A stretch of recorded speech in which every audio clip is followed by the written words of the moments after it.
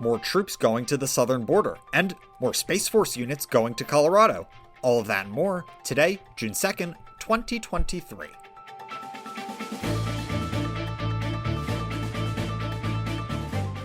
Good morning, early birds. I'm Jonathan Lehrfeld, and this is the Early Bird Brief, produced by Defense News and Military Times. First up, 3 more states are sending National Guard or state law enforcement officers to the U.S. border with Mexico. Virginia, West Virginia, and South Carolina joined other Republican-led states deploying soldiers to or offering other assistance at the U.S. southern border. Virginia Governor Glenn Youngkin is directing the deployment of 100 Virginia National Guard soldiers and 21 support personnel. South Carolina's Henry McMaster and West Virginia's Jim Justice also announced deployments. Here's why it matters. The moves bring the number of Republican-led states deploying soldiers to or offering other assistance at the border to at least 8. It comes in the weeks since Texas Governor Greg Abbott appealed for help. An influx of migrants at the border was expected last month after the end of an immigration-related policy used to turn away asylum seekers. President Joe Biden announced in early May plans to send 1,500 active-duty troops to the border in addition to the 2,500 National Guard members already there, so that Customs and Border Protection could focus on fieldwork. The deployments from the Republican-led states have specifically been in support of Texas's Operation Lone Star, which is separate from the active duty and National Guard troops working with CBP. Another important story, the Air Force announced the location for more Space Force units earlier this week, but none of them are in Huntsville, Alabama. 4 more Space Force missions will now be based in Colorado Springs, Colorado. Here's why it matters. The choice comes during a larger and now politicized battle over where to locate the permanent headquarters of U.S. Space Command. Colorado Springs is currently home to Space Command's temporary headquarters. It was the Air Force's preferred location, but Donald Trump, in the final days of his presidency, selected Alabama instead.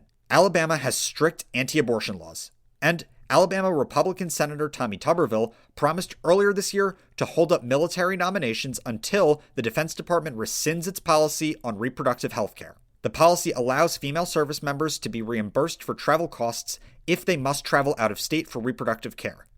The Pentagon and White House have said the latest Space Force mission location decisions are not directly linked to those issues. The Space Force announcement came as President Joe Biden traveled to Colorado Springs to deliver the commencement address at the Air Force Academy. More than 20 of the military space missions are now based in Colorado Springs. Other locations announced earlier this week as new permanent homes for Space Force missions are in Florida and New Mexico. In other news, the Navy selected its first active-duty female gunner's mate for promotion to Master Chief Petty Officer. Senior Chief Gunner's Mate Jessica Saunders screened for E9 on May 23rd. She enlisted in the Navy in 2002. Gunner's mates are responsible for the operation and maintenance of missile launch systems, underwater explosive weapons, gun mounts, and other equipment. Saunders said in a Navy news release, quote, "This is not only a significant milestone for my naval career, but also for all sailors." Also on the radar for today, the Air Force said it will begin offering enlisted airmen the chance to move their job somewhere new. The new policy aims to give troops more control over their careers and keep them in uniform longer. The Enlisted Swap Assignment Program was announced last fall and was slated to launch yesterday. Airmen at the rank of Senior Master Sergeant and below can offer up their spot at a particular base by posting on the Air Force's internal MyVector talent management portal and chatting with others who show interest. If 2 airmen in the same career field, at the same rank and skill level, and with the same array of other factors like security clearances and special experience, want to trade spots, they can ask to swap through MyVector. Among other reasons, the initiative is targeted at airmen who want the flexibility to move for personal reasons, like being closer to family. The change also comes as the military suffers from acute recruiting troubles. About 10% of enlisted airmen who were eligible to leave in 2022 opted not to renew their contract. And now, here are some other stories that we're hearing chirps about. The head of the National Guard Bureau promised lawmakers yesterday that recent reforms will prevent any major breach of classified military information in the future. This comes as the agency struggles to understand the full scope of a months-long intel leak.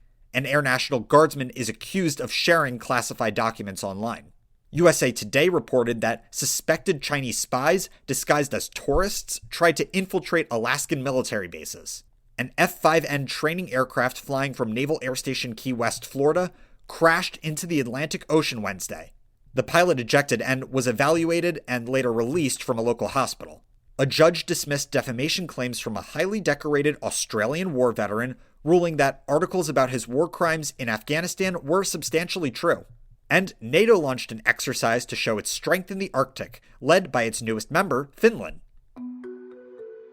And on this day in history, in 1886, Frances Folsom Cleveland became the youngest American First Lady at age 21 when she married Commander-in-Chief President Grover Cleveland.